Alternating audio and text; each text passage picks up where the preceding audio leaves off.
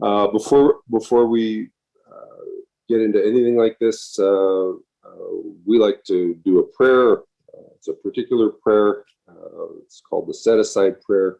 So if you just indulge me for a moment, higher power, help us today to set aside the things that we think we know. Help us to set aside the things that we think we know about you, the things that we think we know about ourselves, and the things that we think we know about other people, and the things that we think we know about this program. Also, that we can have a new experience in you, a new experience in ourselves, a new experience in these, our fellows, and a new experience in our own recovery. Thanks for listening.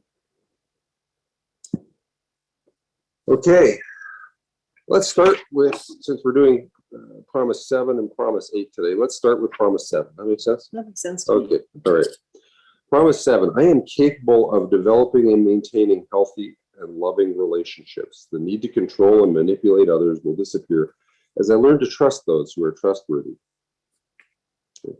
Many of us discovered at an early age that trusting others often resulted in pain or disappointment. Growing up in a dysfunctional family system is inherently unstable and unpredictable. We learned that asking for what we want and need in a straightforward manner gave others the power to hurt us. In reaction, we learned to apply methods of control or manipulation to get our needs met. Over time, our patterns of control and manipulation inevitably drove others away. In CoDA, we were asked to consider the real source of the problem. Was it that other people are universally untrustworthy?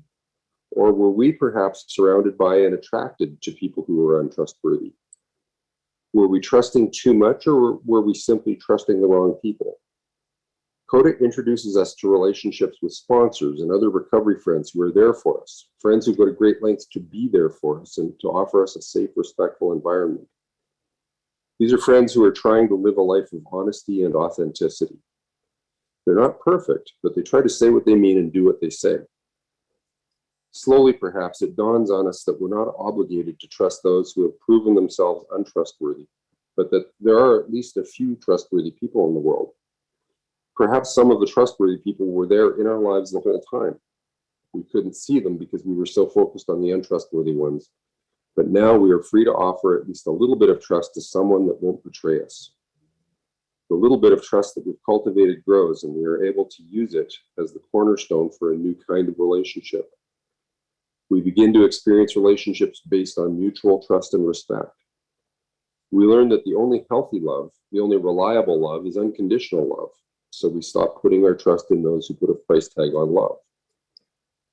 We become more trustworthy ourselves as we grow. We become more open and honest with the people that have been open and honest with us. We begin to enjoy real intimacy with others without exposing our vulnerabilities to those who haven't earned it. We begin to enjoy real, healthy, and loving relationships. Before recovery, it was this weird dynamic where I would do this promise backwards. I would put a whole lot of trust in people that were completely untrustworthy, and I would not trust people who it turns out in retrospect could have been trusted. And I learned in recovery that there was a real good reason that I did that. The untrustworthy people in my life had this amazing ability, almost like a superpower. They could get me to trust them just like that. And they did that with a very special technique. They would say to me something like, "Don't you trust me?" Well, now I have to trust them, or they'll know that I don't trust them, and then they won't like me, and my codependence kicks in and takes over, and I'm in for the ride. It turns out that a big part of the reason that I did that, we talked about the patterns of codependence, and codependence rely on the approval and affirmation of others. But also, there was a deficiency in me, that I didn't trust me. And consequently, I needed to latch on to these other people for this external validation. And in the depths of my codependence, transparency. The people who were most important to me were the ones who had the biggest opportunity to create a mess, the loudest, the most difficult people. Guess what? The most untrustworthy ones. You know, my routine was that I would willingly turn my will and my life over to the sickest person in the room, because that's the way that I thought I could make peace. What's happened for me in recovery is that I've got to know Ritchard. The good and the bad, warts and all. And I not only do I get to see now the places where I can trust you, I can also see the places where I'm not, where I don't consider myself trustworthy, and I can see those reflected in other people, and I've gained much better discernment in terms of being able to tell who is trustworthy and who's not. And it speaks to the idea of the question that I like to ask in recovery: what kind of man do I want to be? And so I get to grow toward becoming more trustworthy myself. One of the things that we tell newcomers in CoDA is that the trick to healthy and loving relationships is not about finding the right person, it's about being the right person. Because we attract into our lives that which we put out there. By becoming more trustworthy, I attract more trustworthy relationship partners. Because that's the way it works. Did you want to add anything at this time? Sure. When I read Promise 7, I really love the first part of this promise. I am capable of developing and maintaining healthy and loving relationships. That's a wonderful affirmation in and of itself. Because at one point in time, I didn't believe that to be true. I didn't think I was capable of developing and maintaining a healthy and loving relationship. So just being able to read that and say it with conviction is really important to me. When I was growing up, I was brought up in an environment, when I look back, that was very much one of codependency. It was very much one of enmeshment. And I didn't know that. I didn't see the control and the manipulation that occurred within that home. People loved one another, but they didn't know how to maintain and develop a healthy and loving relationship. So I grew up in an environment that was more of a we and a them type of thinking. It was very isolated and limited in terms of who was trustworthy. People who were trustworthy, were those inside this home or those who thought this way. And when I, as a consequence, I approached the world with a lot of fear, a lot of doubt, a lot of hesitation, and a lot of anxiety. So by working the 12 steps, I've been introduced to that concept that, well, people are trustworthy. I can't just, I've also done that floodlighting thing where, well, we're having a conversation and I'm just going to tell you all my secrets. That's not what trustworthy means in our program. It is, we learn to trust people. We learn who is trustworthy. And that is a gradual process. We don't just, I don't just tell somebody my whole life and all my secrets per se, right? I don't have as many secrets as I used to either, because it's not necessary. So by working the 12 steps that need to, manage, manipulate, mother, and manipulate. Oh, I thought I already said that one. The 4 M's are so important. Those have really been reduced, and my world has expanded so that I no longer think of we and them, and it's more of a bigger we. Yeah, it's not as isolating. So that's all I can say on 27. So I think of Promise 7 and 8 as kind of like the nitty gritty of recovery happening. You know, some of the other promises are more the big sensational headlines, but this is where the detail shows up. If I'm here because of a desire for healthy and loving relationships, Promise 7 and Promise 8 are going to show me where that's happening. We have some questions that we'd like to throw out at you just for an opportunity to have some discussion. Let's start with something real simple. Do I trust the people in my life? Do I have people in my life that I trust and can trust and make the effort to actually trust them? When I got here, I was so broken that I really had stopped trusting anybody. Before that, it was that dichotomy of bouncing back and forth between trusting the people who shouldn't have been and not trusting people who could have been.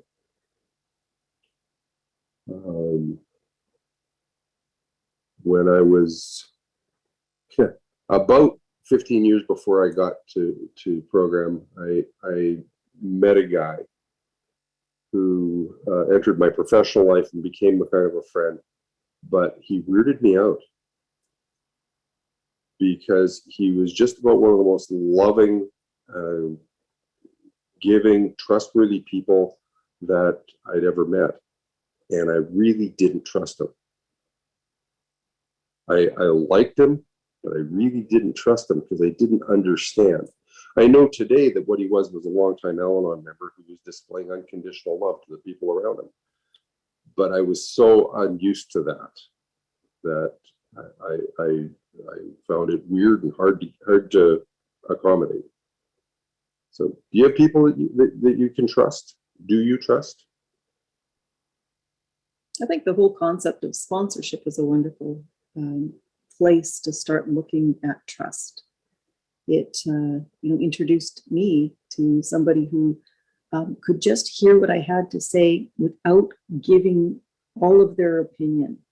It just let me talk, and for the most part, reflect back to me possibilities. And that was one of the most interesting explorations of trust that I got to first enter into in the program. Yeah, I think that when we talk about learning to trust myself and being trustworthy, we're talking about what we sometimes refer to here as program honesty. There's cash register honesty, and there's program honesty. Cash register honesty, I would never steal money from you. If the clerk at the gas station give them a $10 bill and they give me change for a 20, I'm going to point it out. But program honesty is more about my actions, my words, and my thoughts are all in agreement with each other. I tell you what I think, and I do what I say, and that requires a vulnerability. It requires being open, honest, and direct about what's going on inside Ritchard. And that requires me to trust myself enough to know that I'm going to be okay if I make myself vulnerable with you. It requires me watching myself being honest, knowing that I can be. And only when I've got that under my belt can I really truly trust somebody else. So next question, do you have a history, as I do, of trusting untrustworthy people? And if you were trusting untrustworthy people, why? What brought that about? I talked about it. In my case, it was a lot of times it was simply not wanting that person to suspect that I didn't trust them. I can't let them know that I don't trust them, because then they won't like me. If they don't like me, they will judge me. They will find me wanting. They will, and they will reject or abandon me, vote me off the island. And that was my ultimate fear deep down inside. Yeah, the inverse of we learn to trust those who are trustworthy is that we are not compelled to trust the people who aren't trustworthy. And that actually takes experience, though. I think sometimes we can really be hard on ourselves and say, well, why did I do that? Or why did I trust that person? Well, that's how we learn, right? I mean, we have an experience and we learn. And as long as we take the lesson from that pain, we grow. And that's just a process of growing and maturing in the program and in life. We hear a lot today about the term gaslighting, and before that came into vogue, if you go back in the literature, it's been around a very, very long time. We used to call it crazy making, but it's the same thing. And what it does is it destroys trust. It has us questioning our very perceptions. Even when we're really clear on what it is that we saw and felt. I also really love that term crazy making. I like it better than gaslighting for myself, because it just gets to the soul of what I've seen a lot of and experienced. And it's more, I don't know, the term is more vivid for me. I also love that idea that I am a child of God, right? And God creates equals. I am not a superior or an inferior child of God. And God did not create me to accept abuse at the same time, or give it out, right? And that's something, because I can be a victim and I can be an abuser. And it's something that I also have to recognize, right? So. Yeah. I think you touched on a principle there that is one of the critical bedrocks of recovery in Codependents Anonymous. And that is the simple phrase, me too. Right? It's been my observation and my experience as a codependent that for a lot of us, there is no greater irritant for our defects of character than the suspicion that somebody somewhere might dislike us. Right? Somehow that really brings a whole lot of my defects of character to the surface and affects my behavior. And when I could come to CoDA meetings and hear other people say, me too, and I found a way to get better. Like, that opened the door for me to do something different. That idea that you referred to of, when I know better, I can do better. Until I heard somebody else admitting to that same dynamic, I couldn't know better. So when we talk about this idea of learning to trust those who are trustworthy, how do we learn to trust? What's the process of learning to trust? Well, I think that starts with our sponsors, as Karen said, and or with our higher power. But that idea of, I'll turn some tiny little thing over to my higher power. I'll turn the next 5 minutes over to my higher power. We get through that 5 minutes and it turns out okay. Well, that makes it a little easier for me to turn over the next 6 minutes. And if that 6 minutes goes okay, then maybe I can turn over 10 minutes. And or I trust my sponsor with a little secret. And it doesn't suddenly show up getting blabbed around the meeting rooms. And so I can maybe try them out on a slightly bigger secret. And that doesn't go anywhere. So I go to a little bigger secret, and he doesn't reject me. He doesn't look down on me and say, "You, sir, are unclean. Please leave my home." And little by little, I have that experience of learning to trust my higher power, this sponsor, And it can spread from there as I find other trustworthy people. But how do we tell when people are trustworthy?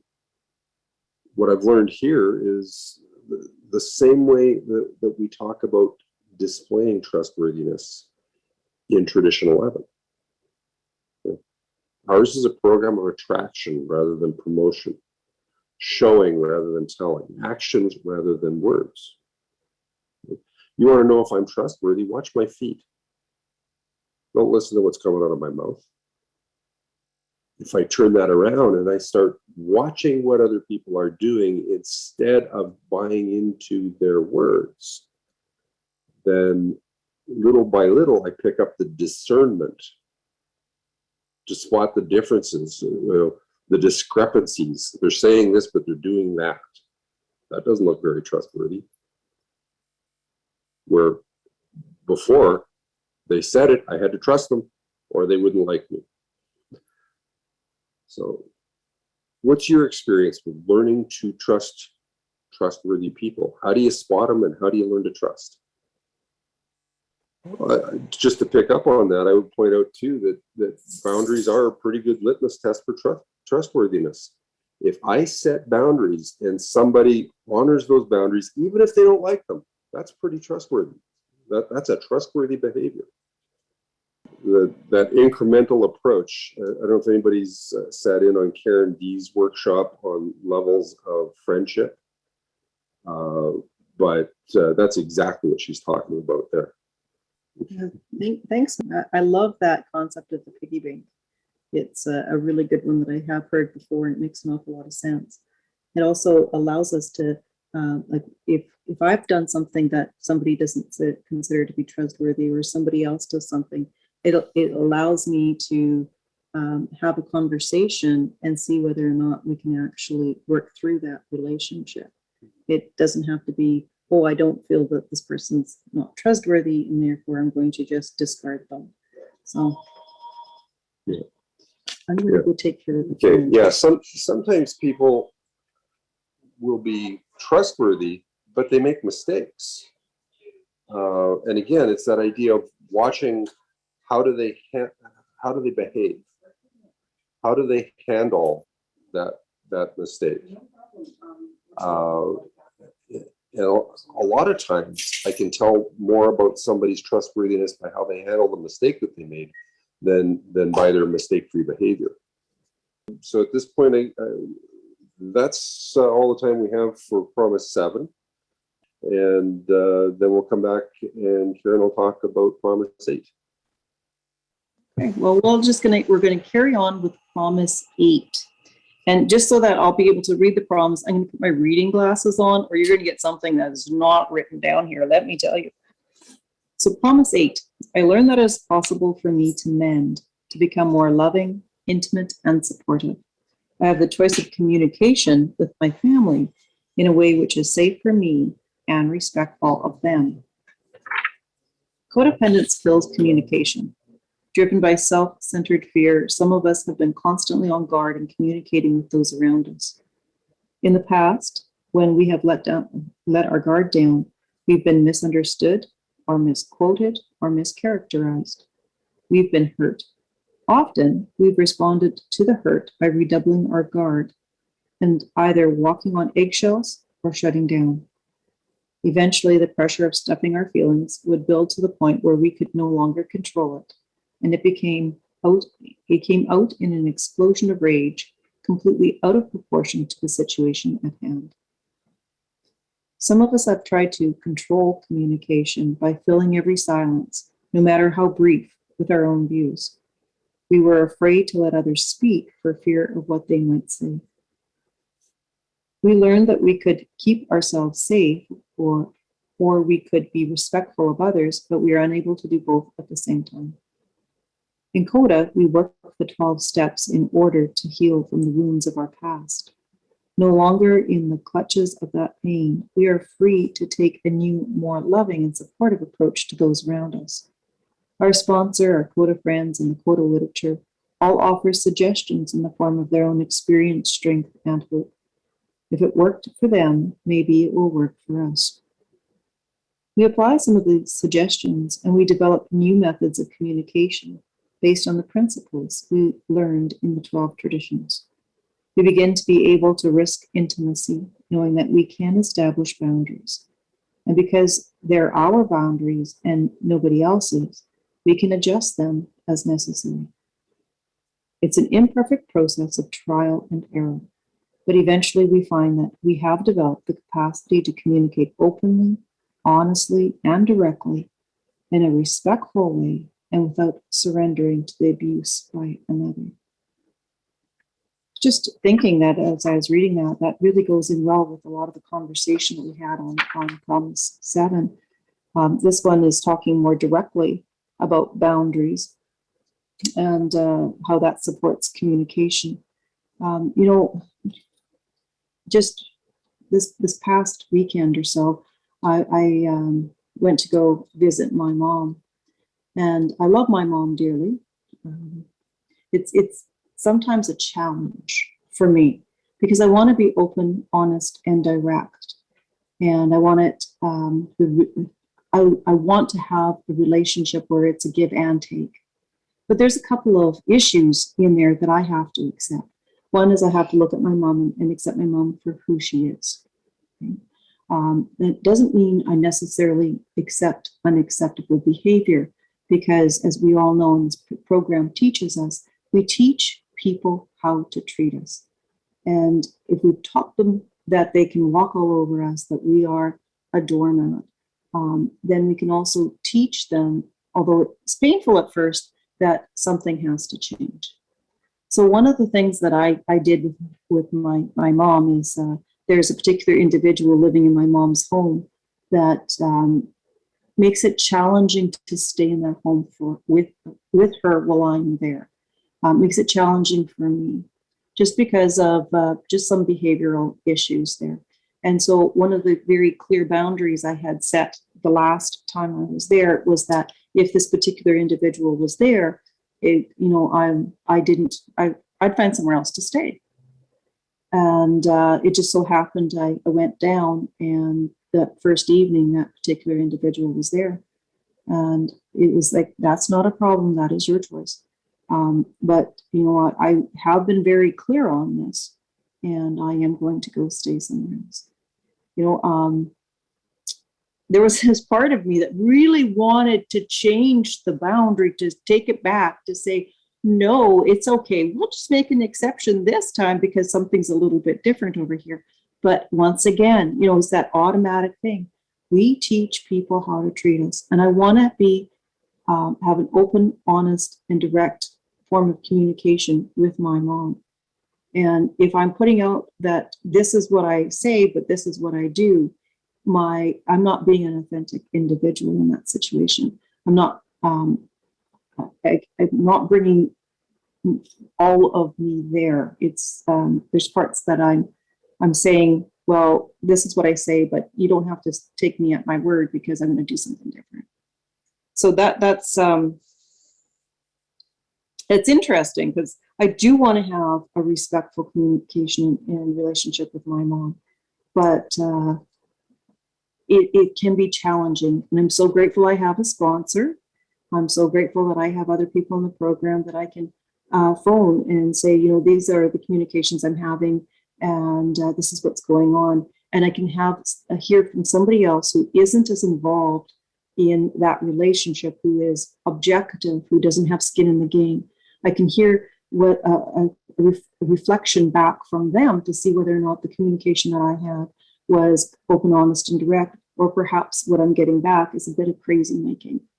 And that happens. So that's all I'm going to say on this one, Richard. My experience as a codependent is that I live in the extremes. That's my natural home, is the extremes. Right. In this particular relationship, I'm gonna communicate respectfully. I am all the way there without any regard to whether it's safe for me. Not even a consideration. This other relationship, I'm gonna keep it safe for me, and I don't even think about whether it's respectful of them. what recovery has taught me is that real life, healthy and loving relationships are in the middle. Right? And so consequently, I have cultivated ways that let me be respectful of those other people and look after myself at the same time. But it's a process. Much like we just talked about, it takes trial and error, and it takes keeping an open mind. It requires recognizing that sometimes that other person is incapable of hearing what it is that I have to say. And what is it in me that insists that I'm going to insist that they hear what I have to say when they can't? So to relate that to a real life situation, about 4 years ago, we have 3 daughters. About 4 years ago, we received an email from our oldest daughter. It may be the single most toxic, pain-filled, blaming email I have ever received. And it shook, for me, it shook me to my core.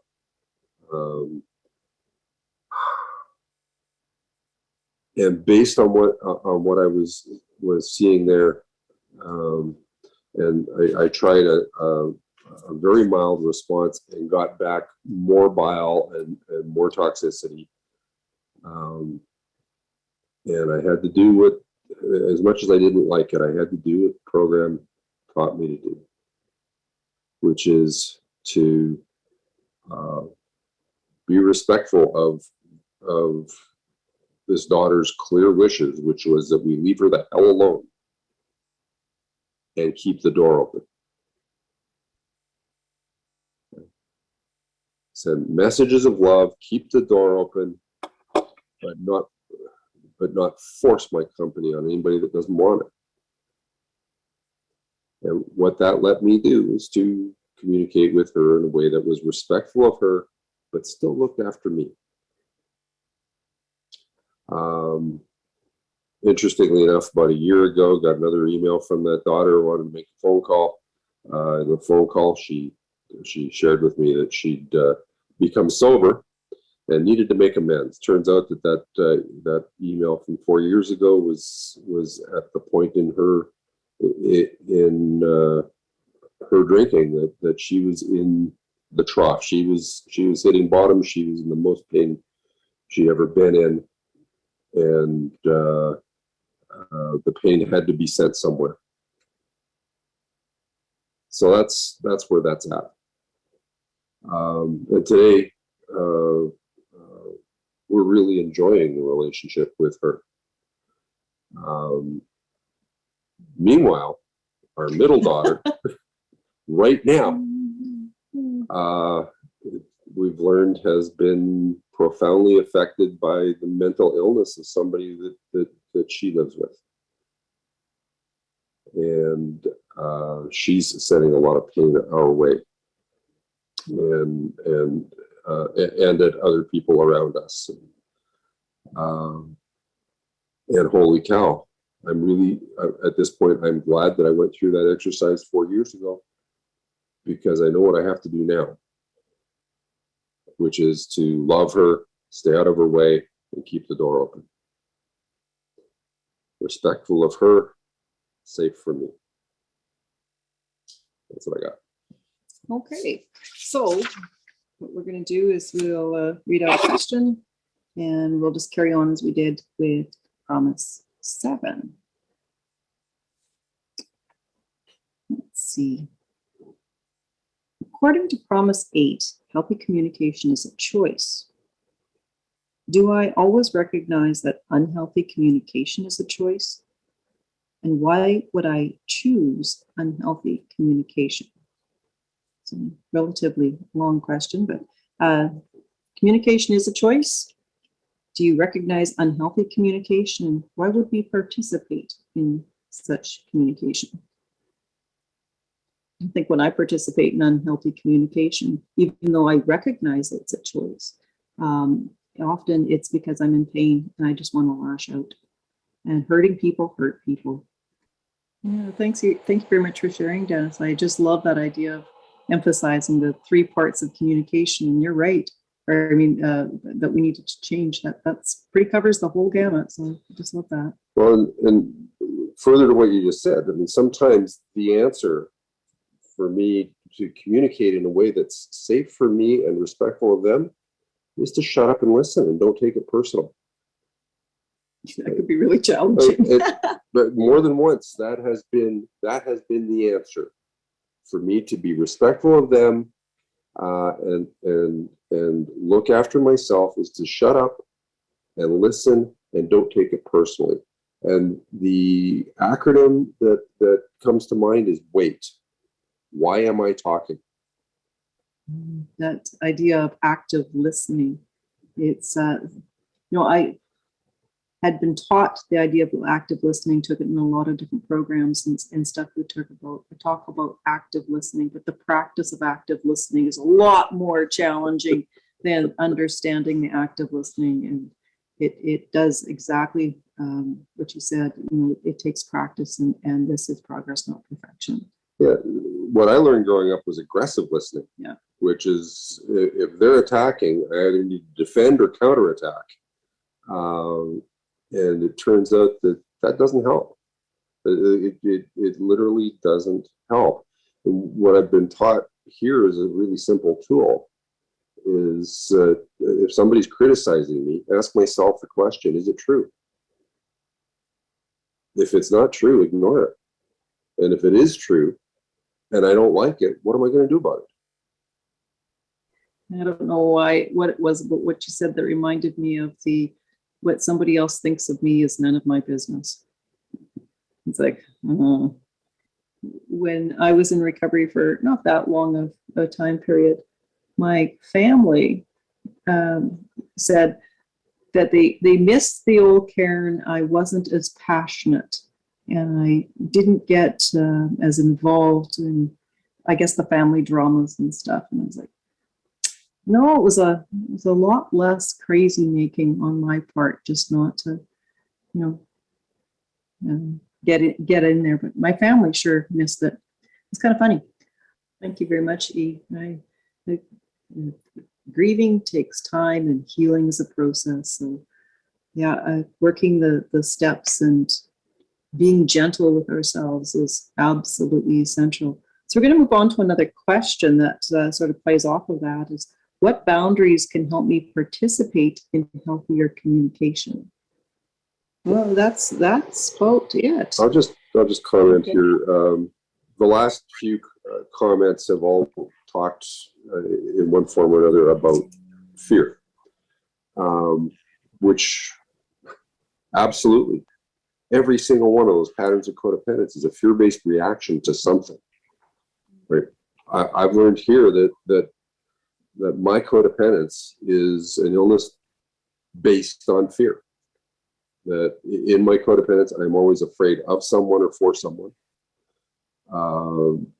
And that what happens is that my illness will whisper in my ear and tell me lies in order to manipulate how I see the situation, how I react to it, in order to separate me from all of you. Because that ultimately seems to be its goal, is to separate me from the people around me so that I die alone in the dark. I don't know why it wants to do that, but that seems to be what it wants to accomplish. And so the answer is always based on disarming that fear and embracing the truth. That's what my sponsor tells me anyway, is identify the lie, identify the truth, embrace the truth. And that has got me out of a lot of difficult situations. What happens is we learn to do that. This starts happening. Promise 8 starts happening for us. When I'm no longer controlled by my fears, as it talks about in Promise 2, I can react with courage, integrity, and dignity. And part of that is is being able to look after myself while being respectful of that other person. Being able to set and hold boundaries. And I also need to remember that I learned here that every boundary I ever set is with Ritchard. Every boundary is about what I will allow into Ritchard's life. Sometimes it's what I will allow someone else to bring into Ritchard's life, and sometimes it's what I will permit Ritchard to do in his life. But in every case, the boundary is with me, and that's where I can actually step up and take responsibility for my part in these relationships and my role in my own recovery. Okay, well, with that, we're going to turn this show back over. So we're going to go on mute and take it away, people.